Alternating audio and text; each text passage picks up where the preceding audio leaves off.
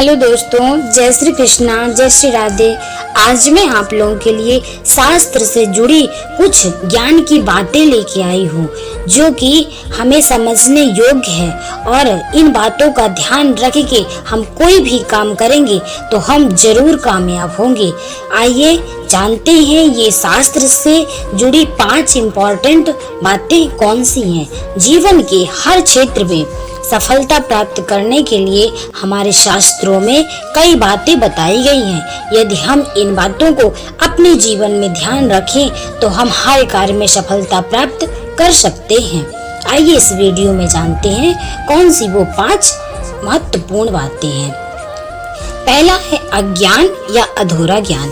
किसी भी काम में सफलता पाने के लिए सही ज्ञान होना आवश्यक है। अज्ञान या अधूरा ज्ञान हमेशा परेशानियों का कारण बनता है। अतः व्यक्ति को सदैव ज्ञान अर्जित करने के प्रयास करते रहना चाहिए। ज्यादा से ज्यादा जानकारी होगी तो हमारा दिमाग अच्छे बुरे समय में सही निर्णय ले सकेगा। सही और गलत में से सही को चुनना तो सरल है, लेकिन 2 सही बातों में से ज्यादा सही कौन सी बात है, ये जानने के लिए ज्ञान होना बहुत जरूरी है। पर्याप्त ज्ञान रहेगा तो हम अवसरों को समय पर पहचान सकेंगे और उनसे लाभ प्राप्त कर पाएंगे। अज्ञान या अधूरा ज्ञान किस प्रकार हानि पहुंचाता है, इसका श्रेष्ठ उदाहरण महाभारत में देख सकते हैं। जब कौरवों की ओर से चक्रव्यूह रचना की गई थी तब अभिमन्यु ने इसे भेदा था। अभिमन्यु चक्रव्यूह में प्रवेश करना तो जानता था, लेकिन चक्रव्यूह से पुनः लौटना नहीं जानता था। इस कारण वे चक्रव्यूह में फंस गए और मृत्यु को प्राप्त हुआ।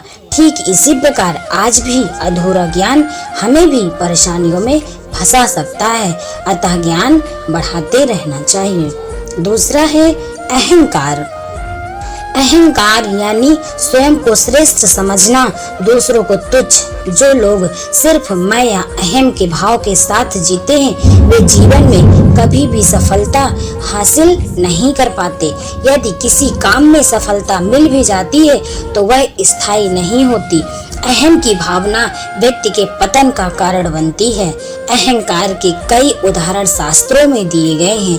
रावण ने श्री राम को तुच्छ समझा था, दुर्योधन ने सभी पांडवों को तुच्छ समझा था। परिणाम सामने है, रावण और दुर्योधन का अंत हुआ। तीसरा है अत्यधिक मोह। किसी भी चीज में बहुत अधिक मोह होना भी परेशानियों का कारण बन जाता है। कई लोग मोह के कारण सही और गलत का भेद भूल जाते हैं।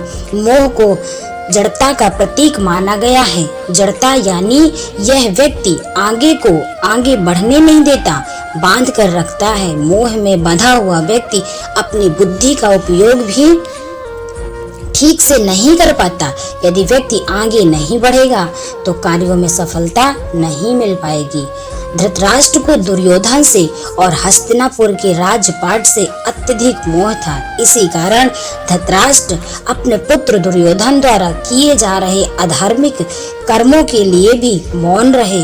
इस मोह के कारण कौरव वंश का सर्वनाश हो गया। तीसरा है क्रोध।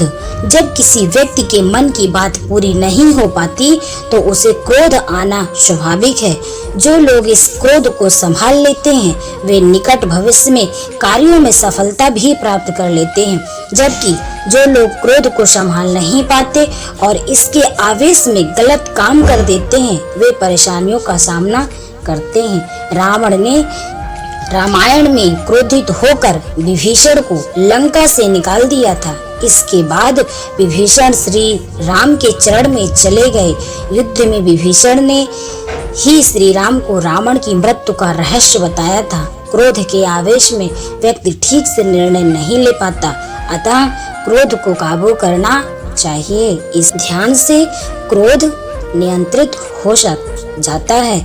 इसलिए हमें रोज प्रातःकाल ध्यान करना चाहिए। असुरक्षा की भावना या मौत का डर 5वीं बात है। जिन लोगों में असुरक्षा की भावना होती है वे किसी भी काम को पूरी एकाग्रता से नहीं कर पाते हैं। हर पल स्वयं को असुरक्षित महसूस करते हैं और खुद को सुरक्षित करने की लिए सोचते रहते हैं। राजा कंस को जब आकाशवाणी से यह मालूम हुआ कि वे देवकी की 8वीं संतान उसका काल बनेगी तो वह डर गया। कंस मृत्यु के भय से असुरक्षित महसूस करने लगा। इस भय में उसे देवकी की संतानों को जन्म होते मार दिया। कई ऐसे काम किए जिससे उसके पापों का घड़ा भर गया। लाख प्रयासों के बाद भी वह श्री कृष्ण को नहीं मार पाया और उसी का अंत हुआ। दोस्तों, आप लोगों को शास्त्र से जुड़ी ये 5 ज्ञान की बातें मुझे उम्मीद है कि आप लोगों को बहुत अच्छी लगी होंगी। आप सभी लोगों का धन्यवाद। जय श्री कृष्णा, जय श्री राधे।